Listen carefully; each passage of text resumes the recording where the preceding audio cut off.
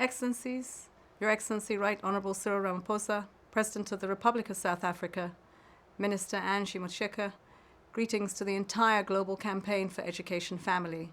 I'm happy to address this 7th World Assembly gathering in the wake of the UN's Transforming Education Summit in September. I thank the Global Education Campaign for its active participation in the summit and for its broader mobilization around education these past 4 years. The Secretary-General's Summit brought the learning crisis and the urgent need to reimagine education front and center on the political stage. It was built on national consultations in 163 countries and collaborative work around critical areas to deliver differently and better on SDG 4. But the summit was only the beginning. Today we have national statements of commitment for 133 countries and 6 global initiatives to make education systems more inclusive, resilient and fit for the future.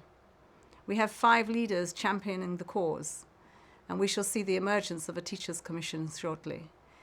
There is a new momentum with young people at the fore, and we have a vision for the future of education. But first, we must rethink the curricula of education to ensure it promotes holistic development of all learners throughout their lives, helping them learn how to learn and how to live together. Second, let us ensure that learning environments support the development of all learners by making them more healthy, safe, stimulating, and free from discrimination. Third, we must empower teachers to become agents of change and transform how societies value the profession. Fourth, we must harness the digital revolution for the benefit of public education by unlocking the 3 keys of digital learning: connectivity, capacities, and content. And fifth, we need more investments through domestic spending, revamping tax systems, and establishing social protection floors, and through increasing ODA to education. We know that education will continue to be under tremendous pressure, with forecasts of a global recession and competing demands for diminishing funds.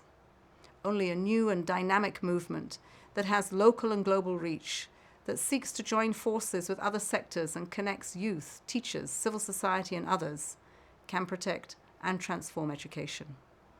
The Global Campaign for Education is close to my heart and must remain a major driver in this movement. I urge you to build partnerships with the youth movement, to seek implementation of national commitments, and to campaign for greater financing for education. Investing more in transforming education is the only way to offer a life of dignity to all and is central to securing a safer, more equal, just and sustainable future. I wish you all an excellent session. Thank you.